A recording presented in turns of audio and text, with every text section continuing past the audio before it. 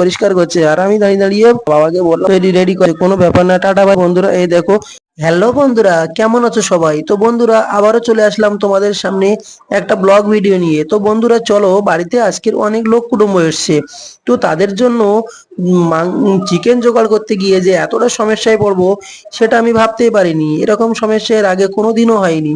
তো আমি বাড়ি থেকে বেরিয়ে পড়লাম চিকেনের উদ্দেশ্যে। তো প্রথমে একটা দোকান থেকে ঘুরে চলে এসেছি, সেখানে পাইনি। আমি আবারও একটা দোকানে চলে আসলাম, এসে দেখি সেখানে মাত্র দুটি মুরগি আছে। কিন্তু এই দুটি মুরগিতে হবে না। আমি দোকানদারকে অনেক করে বললাম, দাদা আমাকে এই দুটি মুরগিতে হবে না, একটু বড় দেখে মুরগি এনে দাও, দুটোতে হবে কিন্তু বড় বড় লাগবে। দোকানদার বলল আমরা তো কোথাও পাচ্ছি না, আমি তো এর আগে অনেক জায়গা থেকে ঘুরে ঘুরে এসেছি কিন্তু কোথাও পেলাম না। দোকানদারকে অনেক বলার পরে দোকানদার একটু দামটা বেশি নিয়ে অন্য কোথা থেকে আমাকে দুটো বড় মুরগি এনে দিল। মুরগি দুটো নিয়ে আমি বাড়ির দিকে রওনা দিলাম। আমি এই ব্যাগে করে মুরগি দুটো নিয়ে যাচ্ছি, বাড়িতে দিয়ে দেবো, কারণ বাড়িতে বাবা আছে, এগুলোকে পরিষ্কার করে ক্লিন করতে হবে। কারণ এখন যেহেতু বেলা অনেকটা হয়ে গেছে, সেজন্য আমাদেরকে বাড়িতেই ক্লিন করে নিতে হবে। এখানে তোমাদের দিদিভাই দেখতে পাচ্ছ, আরো যে তরকারিগুলো হচ্ছে সেগুলো এখানে রান্না করছে। ওখানে সকালবেলা থেকেই বসে আছে। এটা আমার মামি বসে আছে, ওটা আমার মামার একটা ছেলে বসে আছে। তো বাড়িতে এখানে রান্না বান্না হচ্ছে। মা আর বাবা জাল নিয়ে গেছে পুকুরেতে মাছ ধরার জন্য। কিন্তু দেখো, বিপদ যখন হয়, সমস্যা যখন হয়, তখন একের পর এক হতেই থাকে। বাবা ও মা কখন থেকে পড়েছে পুকুরে জাল নিয়ে মাছ মারার জন্য, কিন্তু কোনো মতেই মাছ পাওয়া যাচ্ছে না। কারণ এখন তো ঠান্ডার সময় পুকুরে প্রচন্ড জল হয়ে আছে। এখন ঠান্ডার সময় পুকুরের জল অনেকটাই হয়ে আছে, পুরো পুকুরটা জল ভর্তি। আমার মা জাল টেনে নিয়ে যাচ্ছে, কিন্তু মাটিতে তো পা পাচ্ছে না, সে জালটা টানবে কি করে? বাবা বলছে তুমি জালটাকে এখানে ধরে রেখে, পাইলিং করা আছে পুকুরের মধ্যে, সেই জায়গাগুলো ঘা দিতে বলছে। মাছগুলো ওর ভিতর দিয়েই থাকে ঠান্ডার সময়। কিন্তু এত খোঁজাখুঁজির পরে কিন্তু কোনো মতেই মাছ পাওয়া যাচ্ছে না।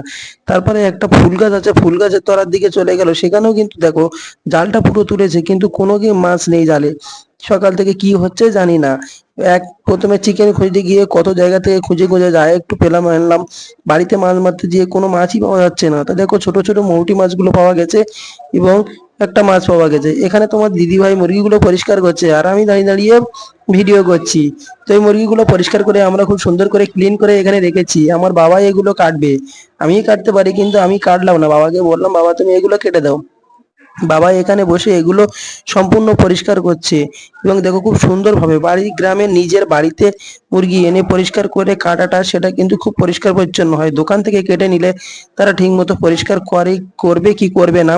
সেজন্য আমরা গ্রামেতে যখন কোনো ছোটখাটো আত্মীয় কুটুম্ব আসে বা কোনো অনুষ্ঠান হয়, সেগুলো আমরা নিজেরা বাড়িতে এনে সবকিছু নিজেরাই করার চেষ্টা করি। এগুলো ক্লিন করে পরিষ্কার করতে একটু সময় লাগে, সময় লাগলেও খুব সুন্দরভাবে পরিষ্কার করে জিনিসটাকে তৈরি রেডি করা যায়। দেখো আমাদের এখানে মাংসটা কাটা রেডি করা হয়ে গেছে।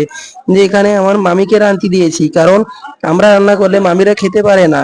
কারণটা হলো একটাই, আমরা ঝালটা কম খাই, আমার মামিরা ঝালটা একটু বেশি খায়, আমার মামারা ঝালটা বেশি পছন্দ করে। ওই জন্য মামিকে অনেক বলার পরে মামিকে রাঁধতে দিয়েছি।